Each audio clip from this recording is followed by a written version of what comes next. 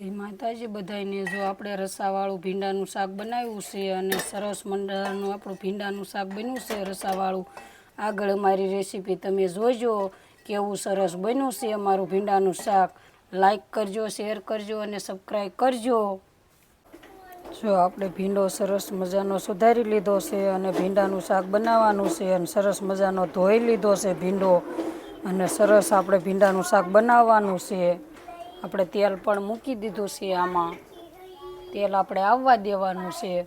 જો આપણે તેલ આવી ગયું છે, આપણે નાખી દેવી આ રાઈ। રાઈ ફૂટે એટલે આપણે નાખવાનું છે જીરું। જીરું આપણું ફૂટી જાય એટલે આપણે નાખવાની છે હિંગ। નાખીને નાખવાની છે હળદર। આપણે નાખવાનો છે ભીંડો સુધારેલો। ભીંડો એ રીતનો નાખીને અને આપણે એમાં આ રીતનો મિક્સ કરી દેવાનો તેલમાં। આ રીતનો સરસ મજાનો આ રીતનો મિક્સ થઈ જાય અને ભીંડાને આપણે સરસ મજાનો મિક્સ કરીને અને ભીંડાને તેલમાં જ પહેલાં શેડવવાનો છે। આપણે બનાવવાનું છે ભીંડાનું શાક રસાવાળું, એટલે જો આ રીતનું મિક્સ કરી વાળવાનું। મિક્સ કરીને અને તેલમાં એને સડવા દેવાનો છે 2 મિનિટ, પછી આપણે છાશને એવું નાખવાનું, રસાવાળું કરવાનું છે। જો આપણે ભીંડો સરસ સડી ગયો છે, આ રીતનો તેલમાં સડવા દેવાનો એટલે સરસ મજાનો સડી જાય। આપણો ભીંડો સરસ મજાનો સડી ગયો છે, આપણે એમાં નાખી દેવાનું છે લસણવાળું મરચું।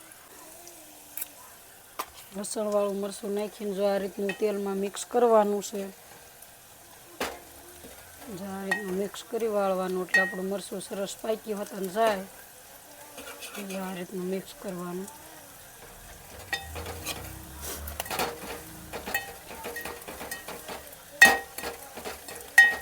આ રીતે મિક્સ કરીને મરચું સરસ પાકવા દઈને આપણે નાખવાની છે મસાજ।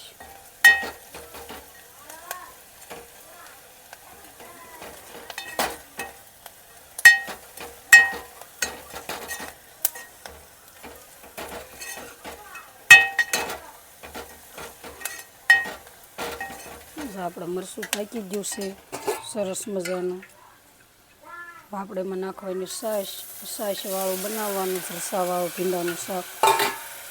આપણે એમાં નાખવાની છાશ નાખીને આ રીતનું મિક્સ કરી લેવાનું। છાશ થોડી ખુશી છે।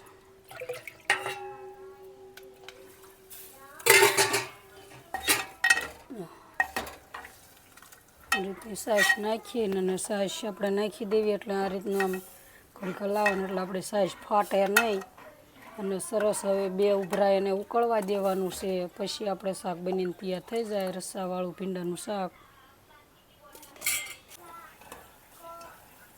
જો આપણે રસો ઉકળી ગયો છે સરસ મજાનો, આપણે એમાં સરસ ઉકળી ગયો છે અને આપણું શાક બન્યું હોતાને ગયું છે। જો આ રીતનો રસો ભીંડાના શાકમાં ઉકળી જાય ને એટલે આપણું શાક બનીને તૈયાર થઈ જાય।